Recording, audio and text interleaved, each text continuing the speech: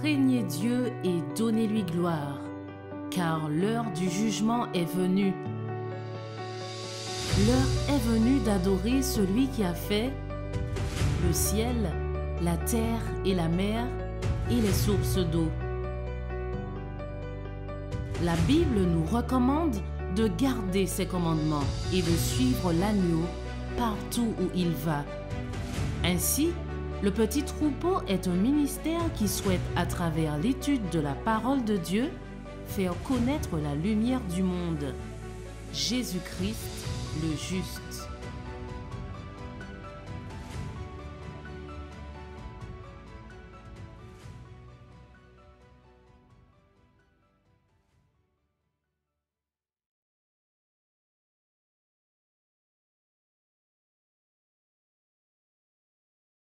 Notre tendre Père Céleste, nous voulons te remercier à nouveau pour ce moment de partage, d'échange qui nous fait du bien ce matin, parce que tu nous rappelles à travers ta parole quels sont ce que tu avais déjà prévu pour le passé, pour ton peuple, et que tu souhaites ramener à nous aujourd'hui, à travers cette histoire de Gédéon, où il est important que nous puissions où nous voyons qu'il est important que nous puissions nous séparer de ce qui peut nous poser des problèmes. Dans son cas, c'était l'idolâtrie de son père.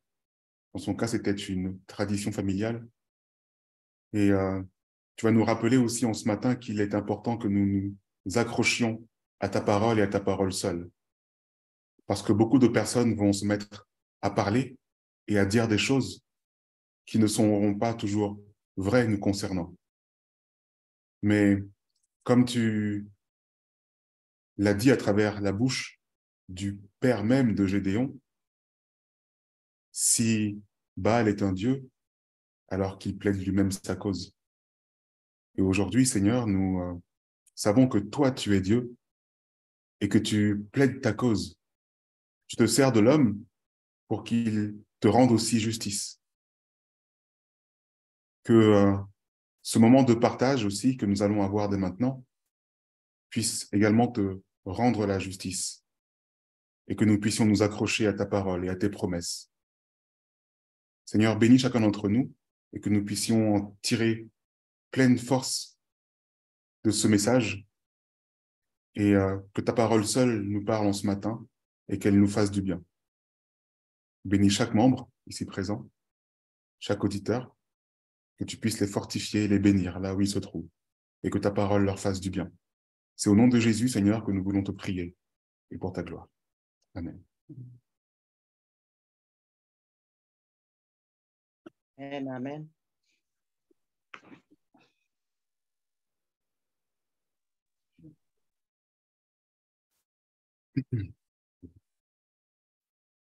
Le message du jour, qui est intitulé « La robe d'ascension », n'est pas très parlant. Donc, c'est la raison pour laquelle je me dois de vous l'expliquer un petit peu. Ce message sera basé sur une lecture qui nous provient directement d'un ouvrage écrit par James White.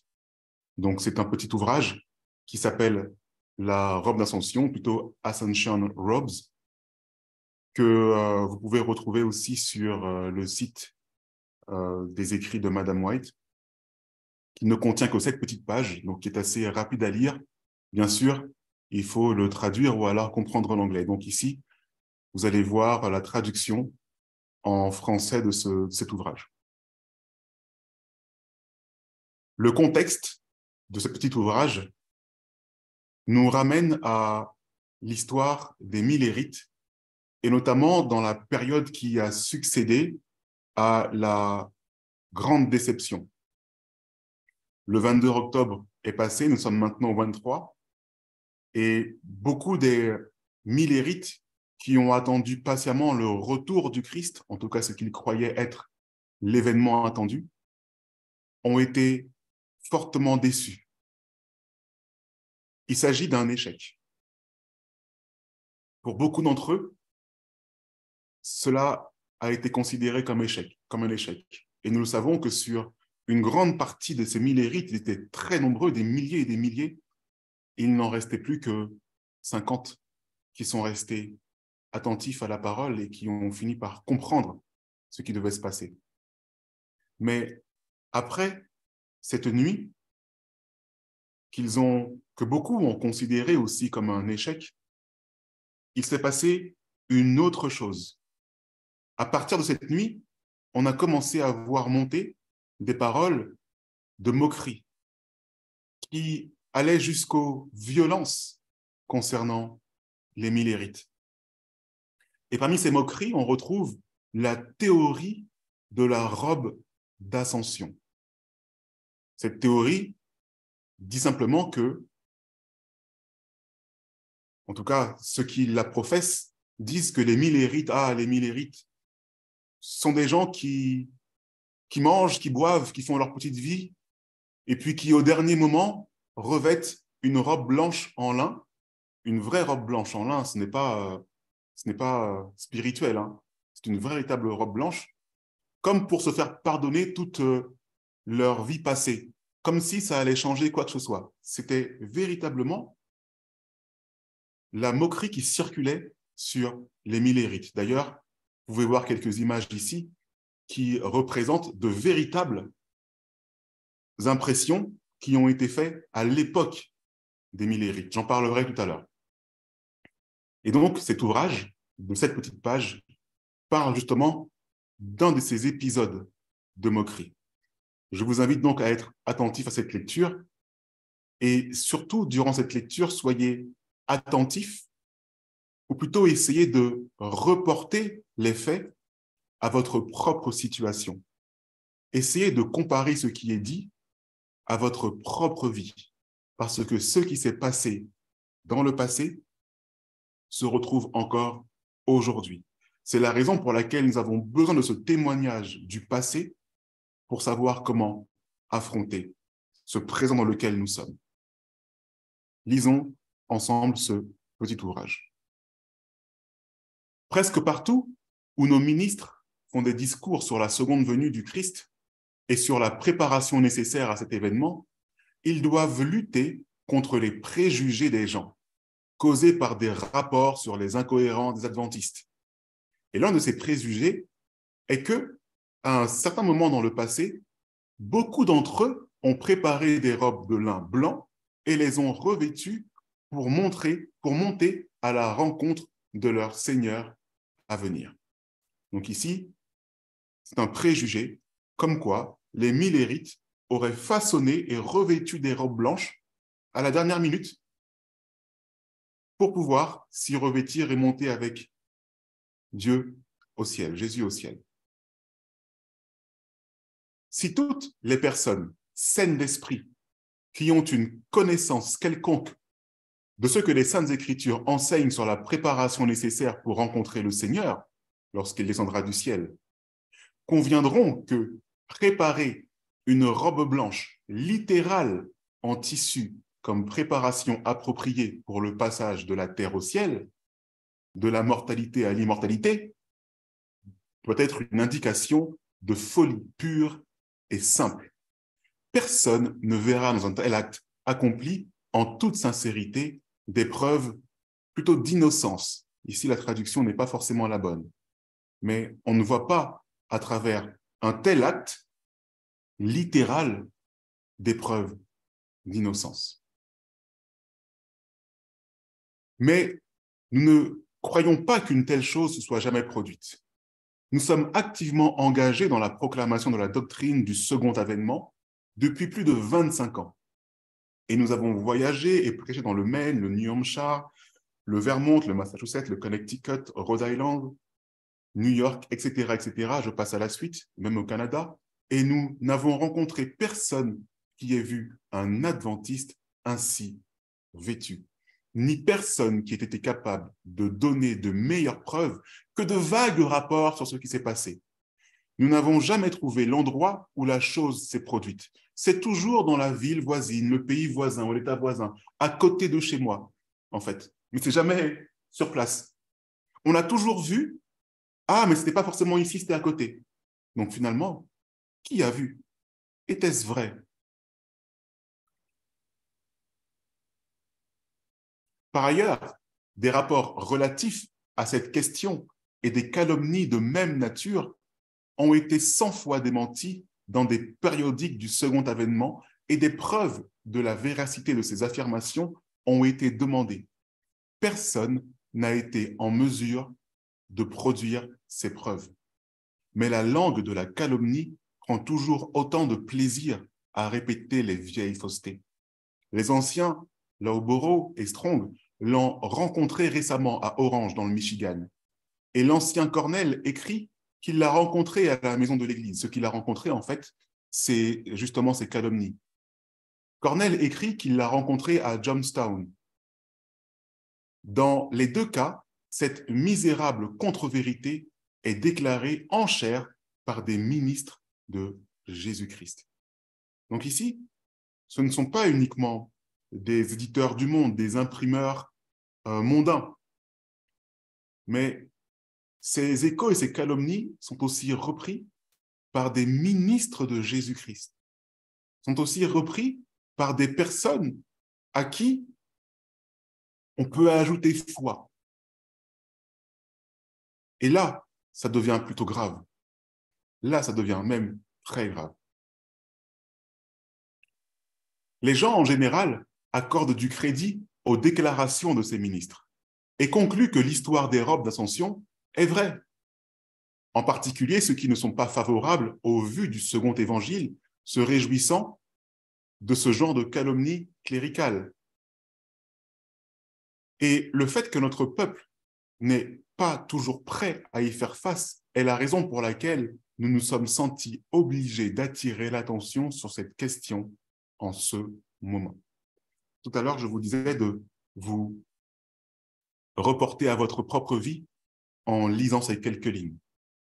Sommes-nous prêts à faire face à ces moqueries après que nous ayons eu un échec? Il y a le moment de l'échec, mais l'échec, est-ce qu'il est? C'est un échec, c'est quelque chose qui arrive très souvent, mais il y a pire que l'échec.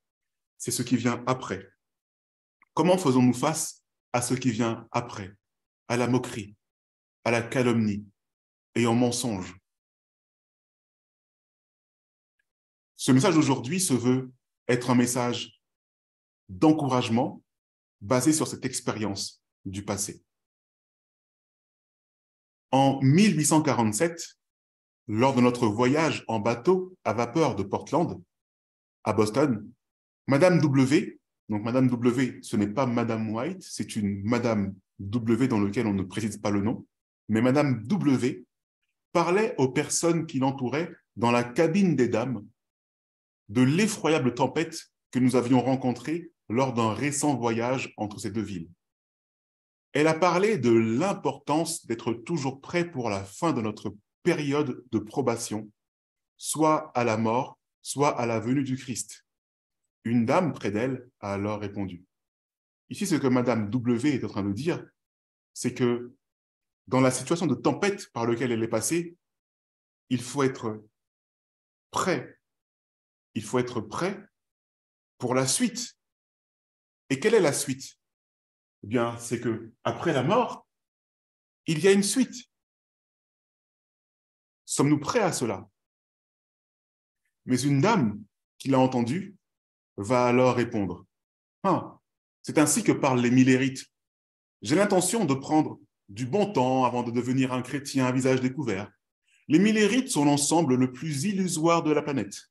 Le jour où ils attendaient la venue du Christ, des groupes ont revêtu en divers endroits leur robe d'Ascension et se sont rendus dans des cimetières, sur le toit de maisons et sur de hautes collines, où ils sont restés à prier et à chanter jusqu'à ce que le temps passe. Waouh! Cette femme ici, en répondant à Madame W, est en train de dire que les millérites, ils ont pris du bon temps toute leur vie et qu'au moment où Christ est sur le point de venir, eh bien, ils revêtent une robe d'Ascension pour pouvoir être emportés au ciel. Et qu'est-ce qu'ils faisaient? Ils se mettaient sur les toits des maisons, soi-disant, dans les cimetières, encore pire, ou sur de hautes collines, Et comme quoi, il serait resté là à prier et à chanter jusqu'à ce que le temps passe. Réfléchissez. Est-ce que ces paroles sont véridiques?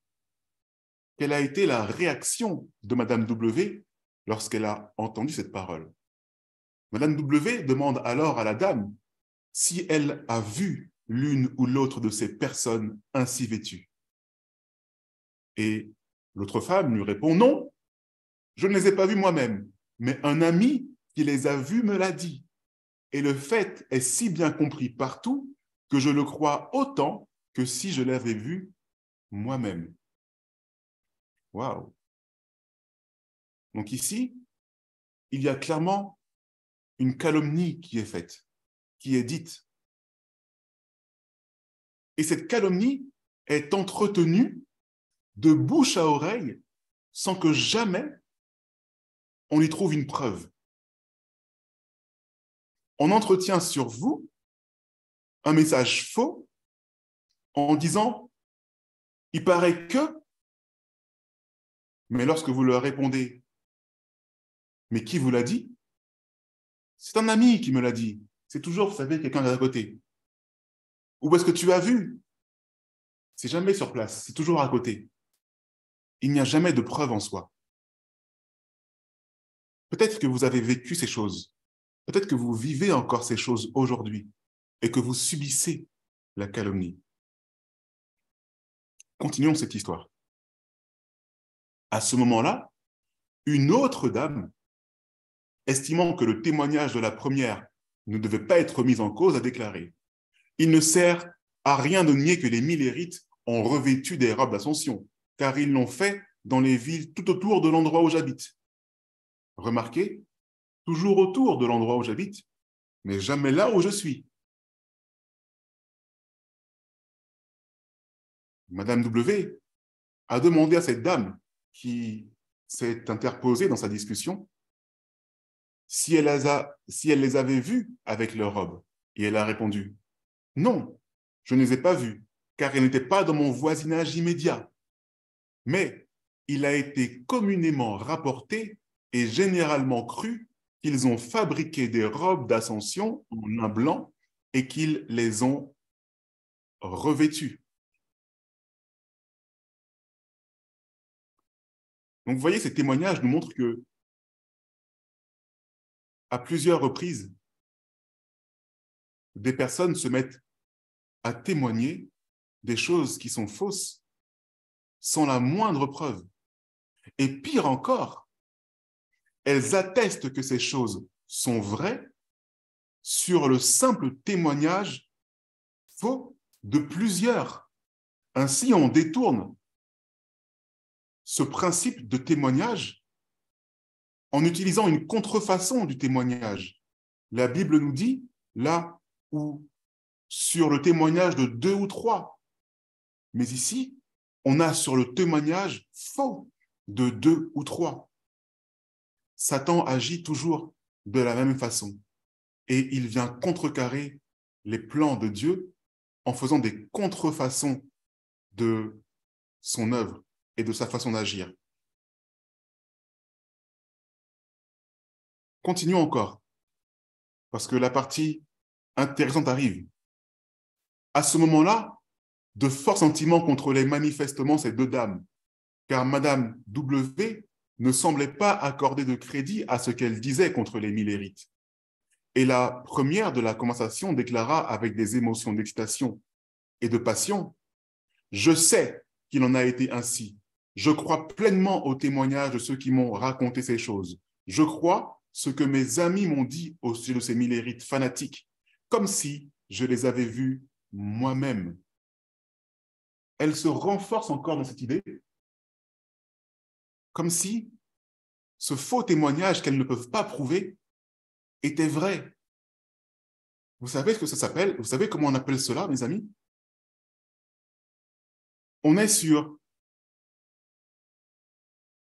le péché contre le Saint-Esprit ici.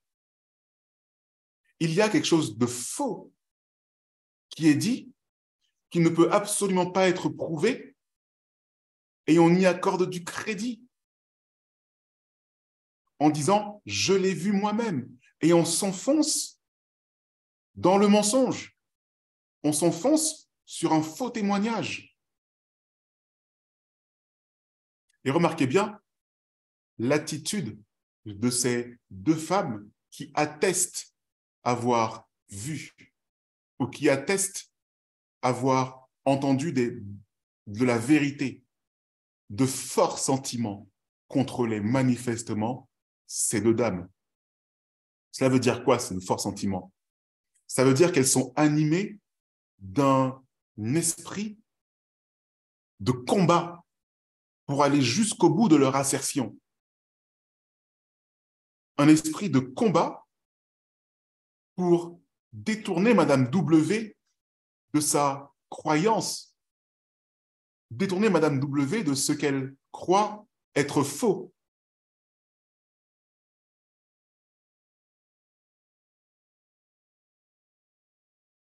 Poursuivons. Madame W, vous l'aurez compris, qui est assez intelligente, demande alors les noms de quelques personnes qui avaient participé à ce mouvement fanatique. Elle déclara, donc Madame W déclara que si le port de la robe d'Ascension était si courant, elle pourrait certainement donner le nom de certaines d'entre elles. Ce à quoi elle répondit. Donc l'une des deux femmes répond. Je peux certainement vous donner des noms. Il y a les jumelles Harmon à Portland. Mes amis m'ont dit qu'ils avaient vu leurs robes et qu'ils les avaient vues se rendre au cimetière avec. Depuis, elles sont devenues des infidèles. Avez-vous lu comme moi? Il y avait les jumelles Harmon. Vous connaissez qui sont les jumelles Harmon? Vous ne connaissez pas les jumelles Harmon? Tu ne connais pas les jumelles Harmon? Si, c'est Ellen White et sa sœur. Oui, c'est Ellen White et sa sœur, tout à fait.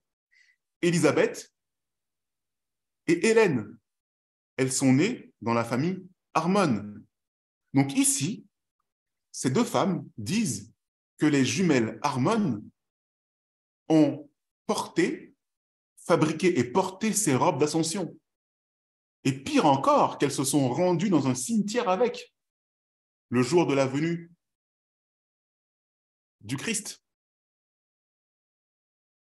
Et pire encore, elles disent que depuis, elles sont devenues des infidèles.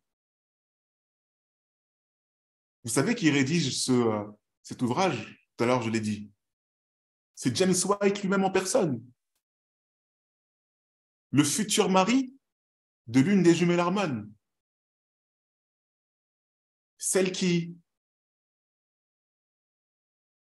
a rédigé l'esprit de prophétie, ces différents ouvrages que l'on appelle l'esprit de prophétie. Le prophète pour notre temps, devenu infidèle. Vous voyez jusqu'où peut mener la calomnie. Vous voyez jusqu'où on peut s'enfoncer dans l'erreur et dans le mensonge. Tout ça pour contredire les vues de quelqu'un d'autre. Tout ça pour essayer de contredire un individu. Et visiblement un individu qui a l'œil de discernement, puisqu'elle s'est posé les bonnes questions au bon moment. J'attire votre attention sur la résolution de cette affaire. C'est une camarade de classe de Madame W qui n'avait jamais été adventiste et qui se trouvait dans cette cabine et avait suivi la conversation avec un intérêt joyeux. Donc ici, je rappelle, cette femme qui est avec Madame W n'est pas adventiste. Donc, ça veut dire qu'elle n'a pas été millérite. Mais elle a suivi toute la conversation. Elle avait connu les filles Harmon pendant toute la période où elles avaient vécu leur second avènement. Elle ne put retenir ses sentiments et éclata de rire en désignant Madame W. C'est l'une des jumelles Harmon.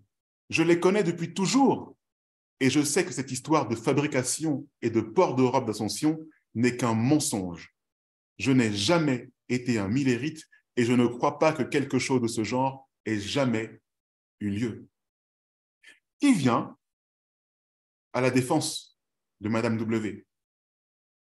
une personne extérieure à l'œuvre, une personne extérieure à l'adventisme et au millérite.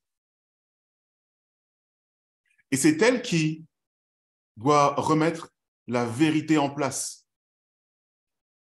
Il n'y a pas quand même un petit souci là. Certes, Madame W a défendu par ses questions très avisées, très précises, la vérité.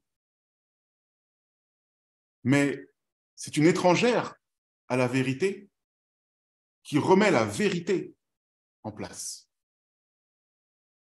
Et c'est là où c'est grave en soi.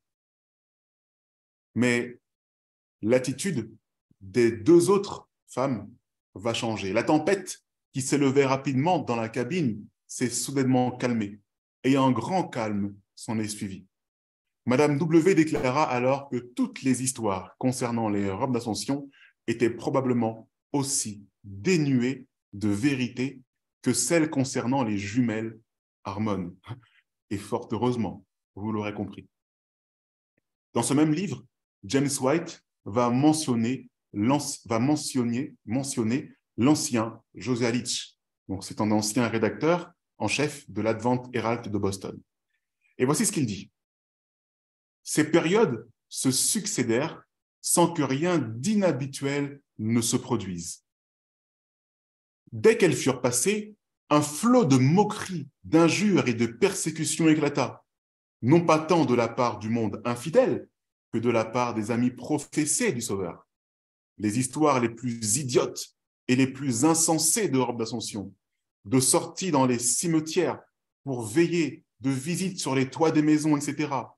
Ces histoires furent répétées encore et encore, à la fois en chair et dans la presse, jusqu'à ce que le public soit, du moins pour beaucoup d'entre eux, presque persuadé de les croire vraies. Voici une parole bien avisée de l'ancien Josiah Litch, qui était présent au moment de tous ces événements. Et voici ce qu'il dit. Cette période se succédèrent sans que rien d'inhabituel ne se produise. Parce qu'ici, la déception va arriver et il y a un temps de déception qui est là, qui se succède. Il n'y a rien d'inhabituel. Ici, il s'agit d'un échec. Les gens croient qu'il y a eu un échec. Beaucoup de millérites considèrent qu'ils vivent un échec. Mes amis, comme tout à l'heure je le disais, l'échec, ce n'est rien. On en côtoie tous les jours. L'échec, ce n'est pas réellement un problème. On en vit absolument tous les jours. Mais le problème, c'est ce qui vient après. Et que dès que cette période fut passée, un flot de moqueries, d'injures et de persécutions éclate. Retenez bien cette expression. Rien d'inhabituel. Ok ? Retenez bien cette expression parce que nous allons la reprendre dans quelques instants. Rien d'inhabituel. Il n'y a rien d'inhabituel à subir un échec. Mais par contre, ce qui vient après, là par contre, peut beaucoup nous surprendre. Et parmi les choses qui peuvent vous surprendre, il y a ce texte que j'ai retrouvé directement dans Wikipédia qui décrit la grande déception. Les millérites ont dû faire face à leurs propres attentes brisées, ainsi qu'à des critiques considérables et même à la violence du public. De nombreux disciples avaient renoncé à leurs biens dans l'attente du retour du Christ.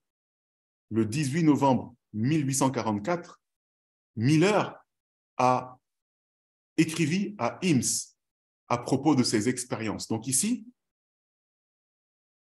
la période de déception est encore présente dans les esprits, parce que nous ne sommes qu'à un petit peu moins d'un mois après l'échec, entre guillemets, du jour du 22 octobre. Et voici ce que William Miller écrit à Hims.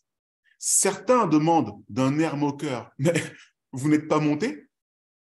Même les petits-enfants dans les rues crient continuellement aux passants, avez-vous un ticket pour monter? Les imprimeurs publics du genre le plus à la mode et populaire, caricaturent de la manière la plus honteuse les robes blanches des saints. Même les chairs sont profanées par la répétition de rapports scandaleux et faux. On parle ici des chairs, comprenez? On parle ici de l'Église. L'Église profane ses chairs à cause de rapports scandaleux et faux concernant les robes d'ascension. Vous voyez que les robes d'ascension étaient un fait connu à cette époque. Et les prêtres utilisent leur pouvoir et leur plume pour remplir le catalogue des moqueries dans les périodiques les plus scandaleux de l'époque. Imaginez ce qui se passe aujourd'hui. Imaginez, vous subissez un échec. Cet échec, c'est de devoir quitter tel ou tel groupe. Votre échec, c'est de vous séparer de tel ou tel individu, de devoir quitter un travail, de devoir quitter un membre de votre famille, de devoir quitter un groupe de l'œuvre. Ça, c'est l'échec.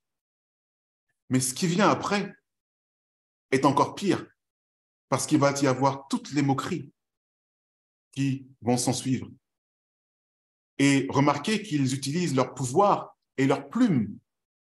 Donc ça veut dire qu'ils savent aussi utiliser leurs paroles en faux témoignage auprès des autres pour répandre des fausses vérités en ce qui vous concerne. Nous avons tous vécu cela et nous le vivons encore. C'est la raison pour laquelle je vous demandais de rapporter cette histoire à votre vie d'aujourd'hui. Ça, c'est le témoignage du passé. Et sur ce témoignage, nous avons quelque chose à apprendre. Toujours dans Wikipédia, il y a eu aussi des cas de violence. Une église millérite a été incendiée à Ithaca, New York, et 2 ont été vandalisés à Dansville et Scottsville. À Lorraine, dans l'Illinois, une foule a attaqué la congrégation millérite avec des gourdins et des couteaux, tandis qu'un groupe à Toronto a été goudronné et emplumé.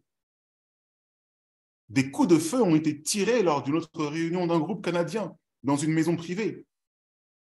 Et là, vous vous dites, mais quoi? Comment une telle situation a pu arriver? Beaucoup d'entre nous, nous disons, mais jamais je n'aurais cru qu'une telle situation aurait pu arriver. N'est-ce pas? Beaucoup d'entre vous ont prononcé ces paroles. Jamais je n'aurais pensé que ce genre de choses aurait pu arriver là, dans l'église adventiste dans laquelle je suis. Jamais je n'aurais pensé que ça aurait pu arriver là, dans le foyer adventiste dans lequel je suis. Mais c'est arrivé. Il y a eu un échec, et après cet échec, vient un autre épisode, encore plus douloureux. Vient la moquerie, vient la médisance, vient la calomnie, vient le mensonge. Et parmi ces mensonges, la robe d'ascension. Ici, c'est une véritable illustration qui a été faite peu de temps après la grande déception, où il est écrit un peu plus bas, les millérites attendant que le monde arrive à sa fin. Et on les représente avec une robe blanche sur les toits. Certains d'entre eux, remarquez, ont encore une vie un peu spéciale puisqu'ils fument. Vous pouvez voir un petit peu au fond à droite sur l'autre toit. Tandis qu'en bas, eh bien, les personnes se moquent d'eux. Ils n'auraient donc pas abandonné leur vie d'avant, ils auraient juste caché leur vie d'avant sous une robe. D'autres illustrations montrent ici, en fait, le tabernacle, l'église de William Miller qui monte au ciel. Et vous voyez cette forme de nuage qui, dans les bandes dessinées, montre l'imagination. Son imagination est forte pour penser que son église va monter au ciel. Donc finalement, qu'est-ce qui se passe? son église, elle monte au ciel, mais visiblement, les autres, ils restent en bas. Voilà la grande moquerie. Et à droite, vous pouvez voir, on représente un millérite qui se cache dans un box avec des réserves de glace, de crackers, du brandy. Du brandy, c'est de l'alcool. Sur le côté gauche, vous pouvez un petit peu discerner un grand morceau de viande installé là, alors qu'il y avait la réforme, mes amis, quand même. Ça, c'est la moquerie. Et pire moquerie encore, c'est que on dit, la petite mention qui est écrite en bas, un millérite ici se préparant pour le 23 avril, en référence au 1er avril, et non pas le 1er, mais le 23, juste après le 22, qui est censé être le 22 octobre. Voilà une belle moquerie, mes amis. Voilà une belle blague qui est faite sur ces individus. Ça, c'est le témoignage du passé et que nous continuons encore à vivre aujourd'hui. Il est écrit « The salamander safe » parce que la salamandre, ici, ça veut dire la salamandre en sécurité, parce que la salamandre, c'est un animal qui vit caché, reclus et qui ne remonte pas très facilement. Parce qu'elle vit cachée et reclus dans des endroits humides. Et cette salamandre, elle est en sécurité avec toutes ses réserves. Donc on compare le millérite à une salamandre. Ce n'était pas joyeux, hein, n'est-ce pas? Ce n'était pas joyeux. Je reviens sur la fin de l'ouvrage de James White. Nous ne saurions dire comment ou d'où ils proviennent, c'est-à-dire toutes ces faussetés, si ce n'est d'une fausseté délibérée. Certains des rapports de ce type que nous connaissons ont été rédigés par de prétendus ministres de l'Évangile qui ont indiqué la date et le lieu alors qu'il n'y avait pas un mot de vrai dans l'ensemble de l'histoire. D'autres ont dû avoir une origine similaire. Beaucoup de ces choses ont été véhiculées par des prétendus ministres de l'Évangile, des personnes à qui on ajoute foi, des personnes qui, dans leur parler, dans leur phrasé, dans leurs vidéos peut-être, dans leurs audios, dans leurs écrits, se font ministres de l'Évangile et qui, dans ces mêmes écrits, dans ces mêmes audios, dans ces mêmes vidéos, dans leurs mêmes paroles, chez les autres, véhiculent des mensonges et calomnient. Et calomnient qui? Calomnient les serviteurs de Dieu, mes amis. C'est encore plus grave.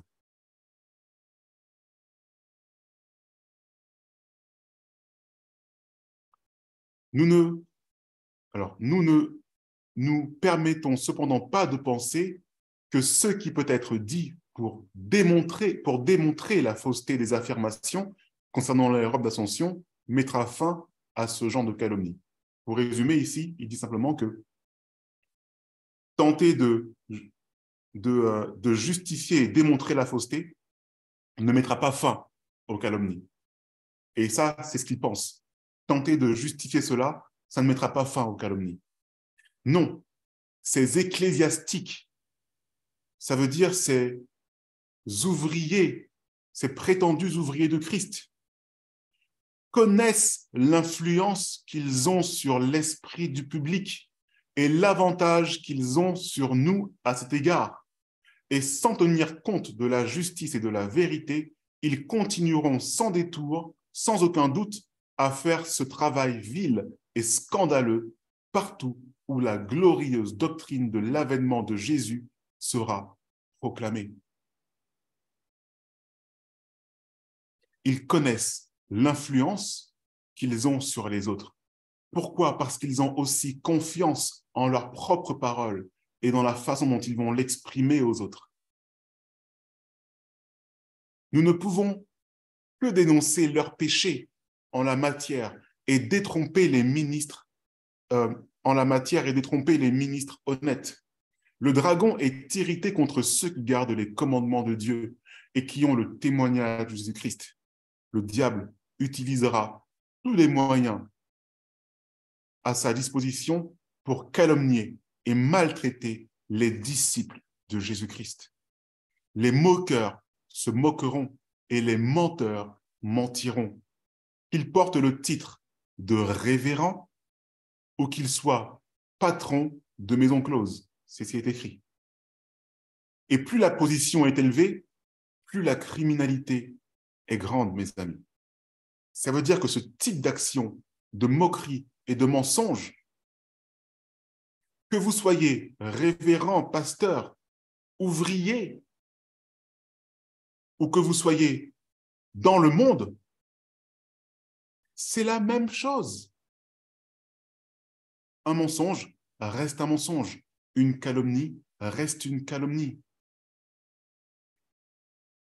Et plus votre position est élevée, et j'ose croire que c'est plus la position est élevée aussi dans l'œuvre, notamment, plus la criminalité est grande, plus le crime est grand.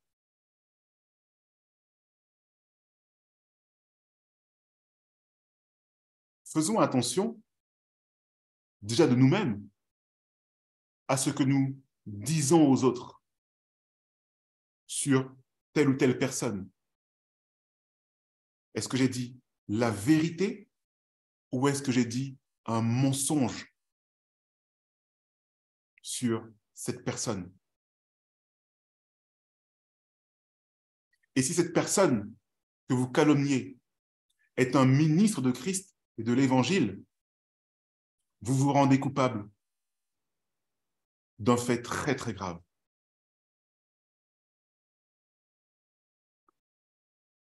Mais c'est pour toutes ces choses que Dieu jugera les hommes.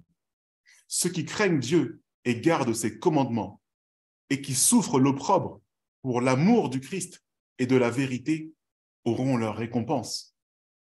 Mais ceux qui emploient contre eux la langue infâme de la calomnie pour écraser leur influence et les empêcher d'obéir aux commandements afin qu'ils vivent, périront dans toute leur infamie.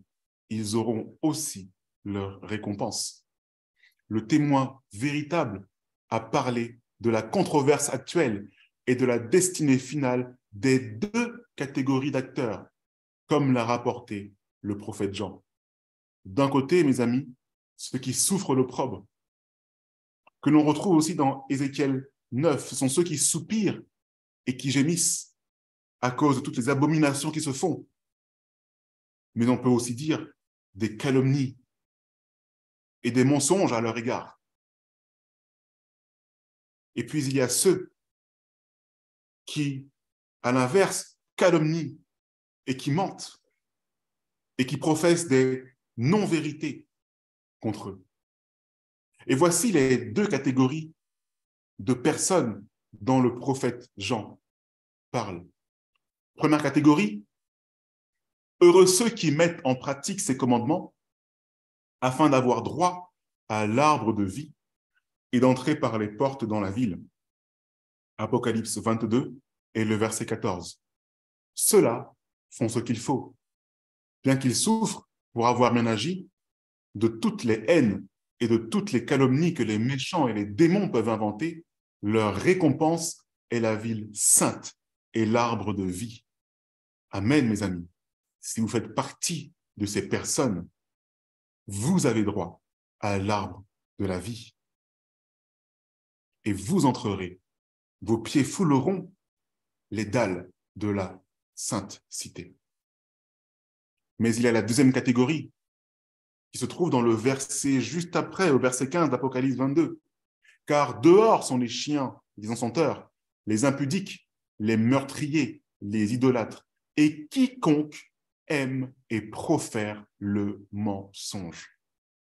Ce sont ceux qui violent les commandements et ceux qui les détestent, c'est-à-dire ceux qui détestent ceux qui gardent les commandements de Dieu, c'est-à-dire ceux qui détestent ceux qui gardent les commandements de Dieu.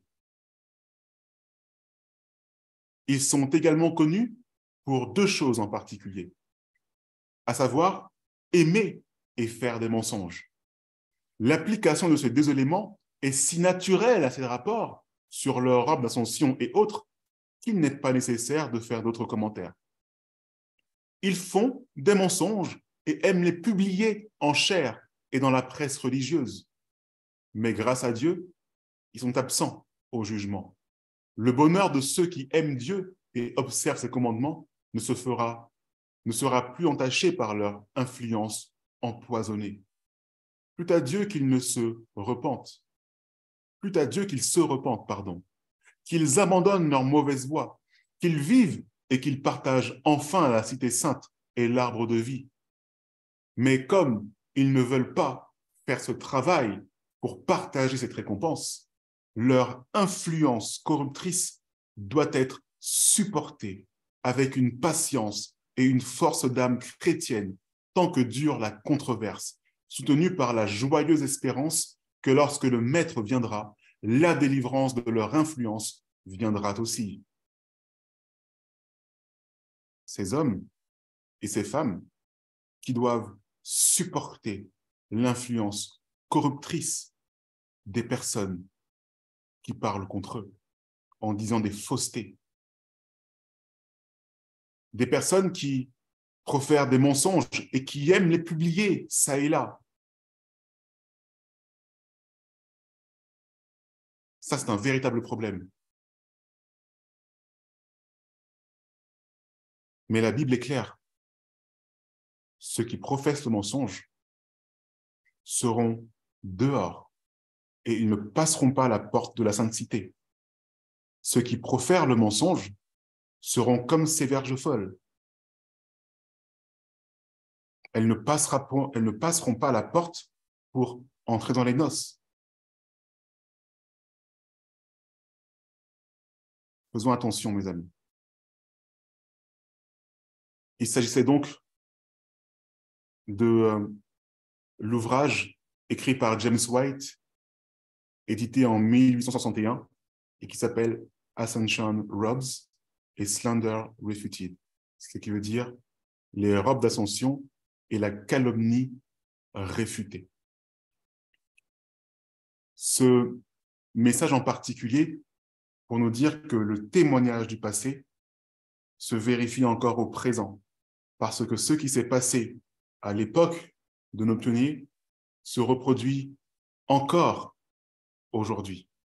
Et si aujourd'hui, vous vous retrouvez dans cette situation, dans la catégorie 1 ou dans la catégorie 2, faites attention.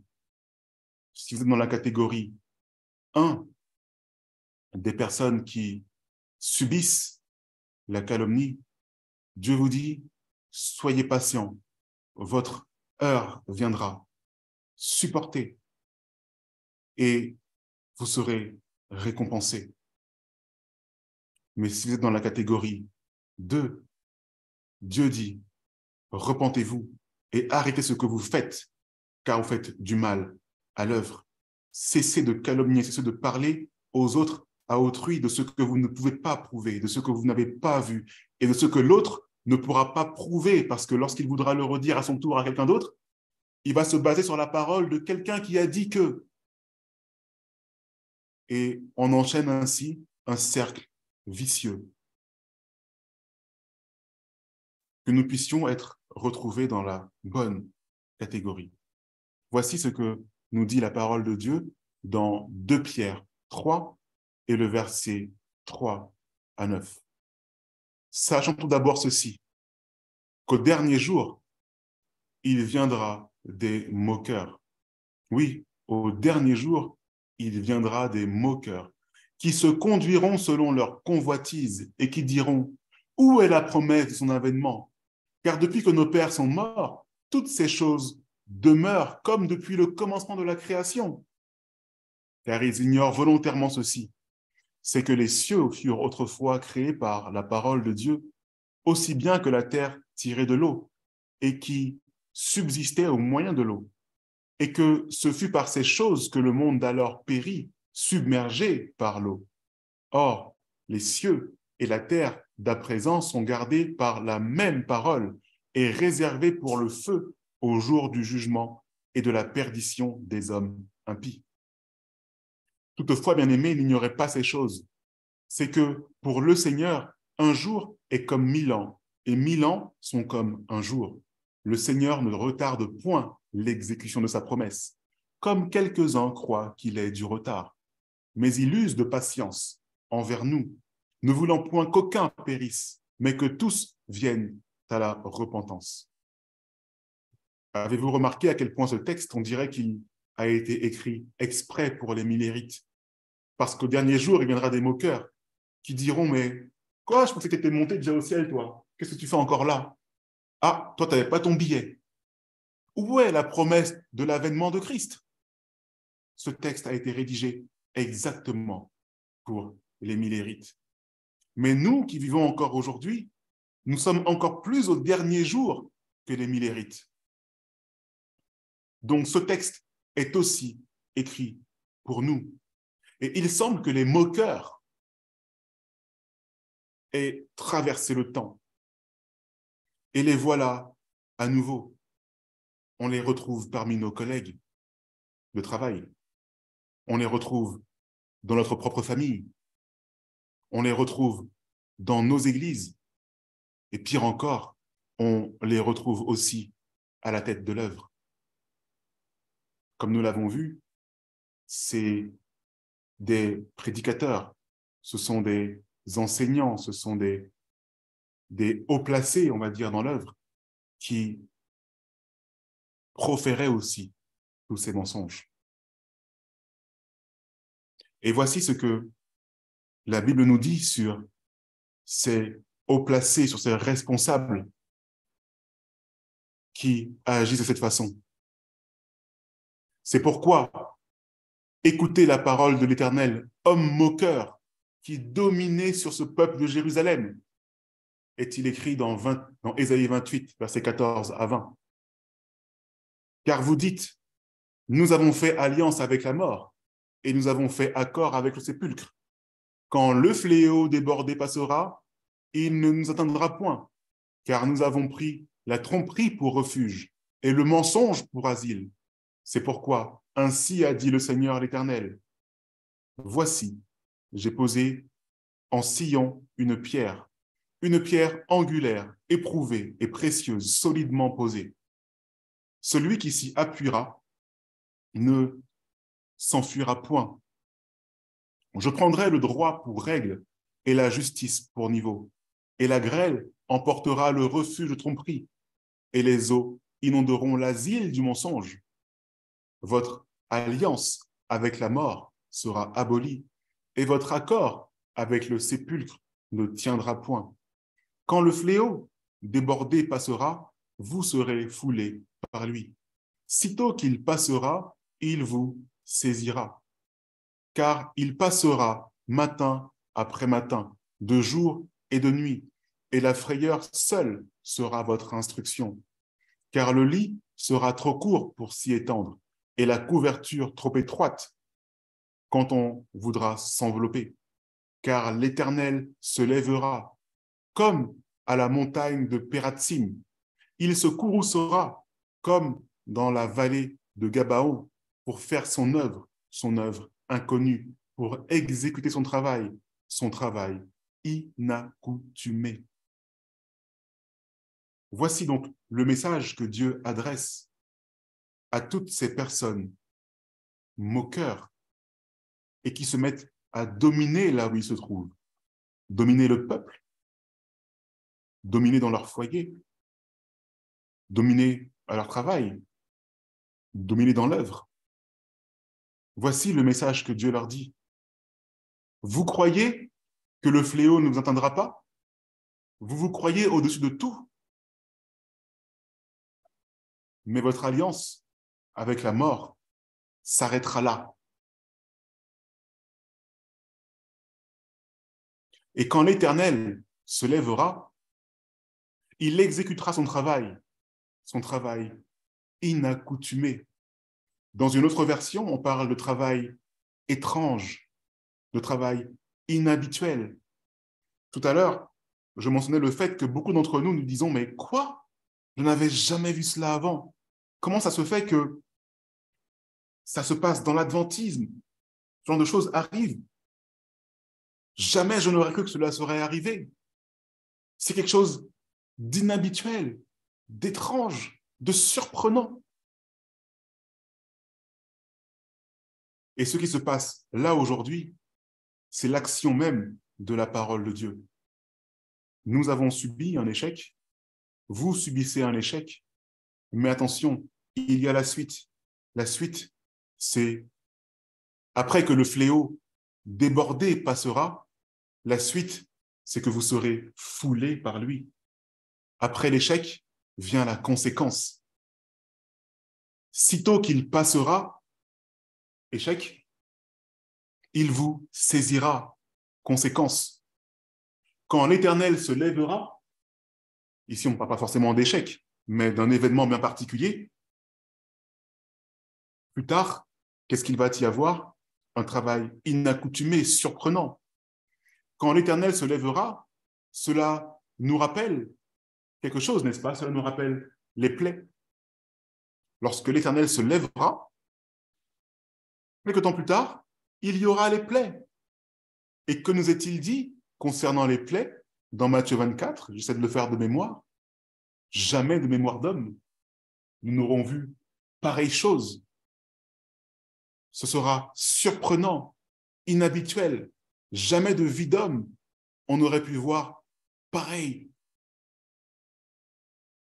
événement. Après un échec, mes amis,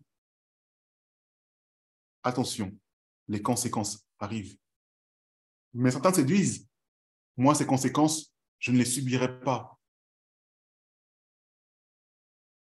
Tandis que d'autres sont surpris parce qu'ils subissent ces conséquences.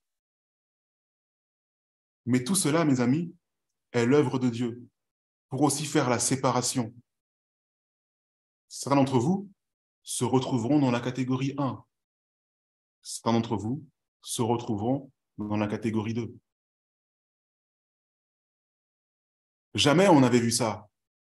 Ce qui nous arrive aujourd'hui est totalement surprenant. Un groupe de l'œuvre s'élève contre un groupe d'une autre œuvre. Ou plutôt, un groupe de l'œuvre s'élève contre un groupe de l'œuvre, simplement. Et tout cela arrive après un certain échec. Parce que un individu s'est séparé de l'œuvre de quelqu'un d'autre. Parce que, et on croit que le succès continue pour cette autre personne, tandis que nous, on souffre. Un membre de notre famille s'élève contre un membre de notre famille. Avons-nous déjà vu cela avant? Tout cela arrive à cause d'un échec en particulier.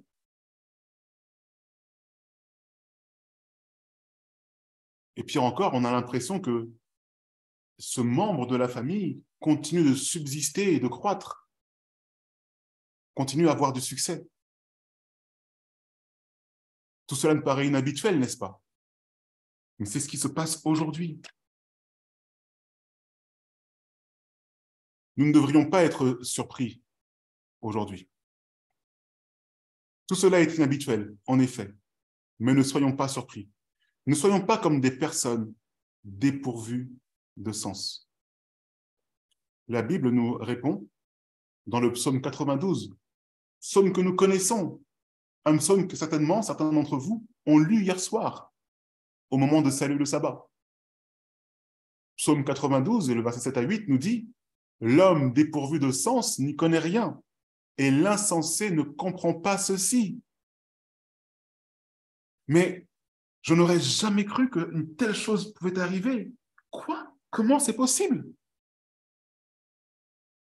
Mais vous devez comprendre ceci. C'est que les méchants croissent comme l'herbe et que tous les ouvriers d'iniquité fleurissent pour être détruits à jamais.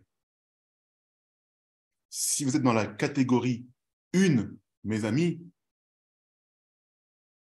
de ceux qui subissent et qui font preuve de patience et qui gémissent et qui soupirent. Écoutez la parole du Seigneur. Les méchants croissent comme l'herbe et tous les ouvriers d'iniquité fleurissent. Mais c'est pour être détruits à jamais. Et ce texte fait aussi écho à un autre texte que nous connaissons bien, qui n'est ni plus ni moins que le tout premier psaume. Dès le tout premier psaume, les choses sont dites.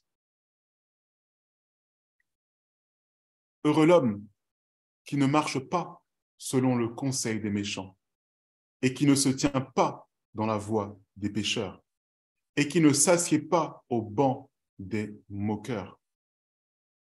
Heureux l'homme qui ne véhicule pas les calomnies et qui ne les réécrit pas, surtout lorsqu'il n'y a rien de prouvé. Heureux l'homme qui ne dira pas « je l'ai vu, mais ce n'était pas à côté d'ici, c'était un peu plus loin ». Heureux l'homme qui ne dira pas cela.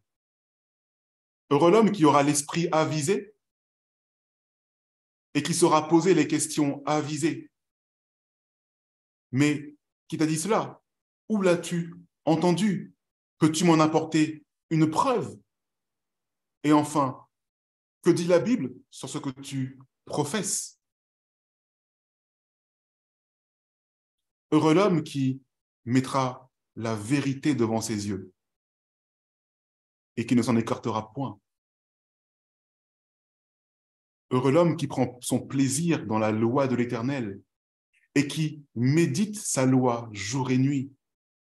Comment sera-t-il, cet homme? Il sera comme un arbre planté près d'un courant d'eau qui donne son fruit dans sa saison. J'insiste sur « dans sa saison ». Parce qu'à un moment donné, mes amis, vous aurez votre récompense. Au temps voulu, au temps que Dieu a imparti, vous aurez votre récompense. Et le feuillage ne se flétrit point, et tout ce qu'il fait réussira. Cet homme-là portera du fruit. Mais il n'en sera pas ainsi des méchants. Ils seront comme la paille que le vent dissipe et chasse loin. C'est pourquoi les méchants ne subsisteront pas dans le jugement, ni les pécheurs dans l'assemblée des justes. Ces méchants ne subsisteront pas parce qu'ils auront véhiculé la fausseté, parce qu'ils auront écrit la calomnie, parce qu'ils auront fait véhiculer le mensonge. Et parce que pire encore, ils auront attesté que le mensonge qu'ils ont entendu est vrai, en se rendant coupables et en prenant toute la responsabilité de leur égarement. Ces méchants qui ne subsisteront pas au jour du jugement, ce sont ces personnes qui ne reviendront pas sur leur voie, sur leur mauvaise voie, qui ne reviendront pas de leur mauvaise voie, et qui diront « je crois dur comme fer, j'insiste, je suis ferme dans ma pensée, je suis ferme dans ma conception des choses. Ce qui se passe là est vrai, même si je n'en ai aucune preuve. Ce qui se passe là est vrai, même si je l'ai entendu de quelque part. Et combien même ce serait vrai, la calomnie pour faire tomber un serviteur de Christ est tout aussi grave. Mes amis, faisons attention, car l'Éternel connaît la voie des justes, mais il connaît aussi la voie des méchants.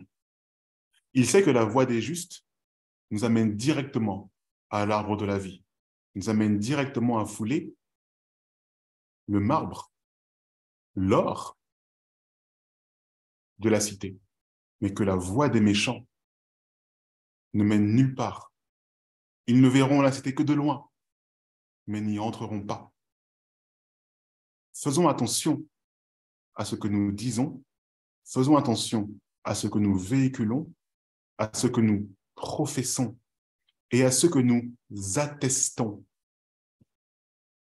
Car c'est une question de vie ou de mort. Je vous invite encore une fois à faire partie de la catégorie 1 en étant patient, quitte à vous séparer aussi du mal, quitte à vous séparer aussi de cette œuvre mauvaise. On se moque de vous. On vous dit n'importe quoi. Qu'est-ce que vous faites là? On vous oppresse. Et on vous dit, tu ne dois pas, tu ne peux pas faire ceci, tu ne peux pas faire cela. Qu'est-ce que vous faites là? N'y a-t-il pas plus de liberté que d'être dans les bras de Christ, que d'être dans les bras d'un homme? Mes amis, faisons attention. Les anges nous regardent et attendent que nous prenions la bonne décision. Ces anges nous remontent les témoignages du passé à travers l'expérience des pionniers. Il nous appartient maintenant de prendre la bonne décision, car toutes les décisions que nous prendrons, toutes les paroles que nous formulons sont écrites dans les livres. Et si les paroles que nous avons dites sont vérité, c'est la vérité qui nous affranchira et qui nous libérera. Mais si ces paroles sont mensonges, la voix des méchants périra. Puisse Dieu nous aider à prendre les bonnes décisions pour notre salut éternel. Que Dieu vous fortifie et surtout, je voulais à travers ce message aussi encourager, parce que beaucoup d'entre nous avons subi des choses, nous subissons encore des choses, mais l'Éternel voit, il connaît la voie des justes. L'Éternel voit, il connaît la voie des méchants. Si vous êtes justes, mes amis, vous vivrez. Puisse Dieu vous fortifier, en tout cas dans cette compréhension, vous fortifier dans cette croyance, croyant justement aux promesses de notre Sauveur. Puisse Dieu vous bénir. Amen. Amen. Amen, God. Puisse Dieu vous bénir. Je vais vous inviter à vous prosterner pour la prière.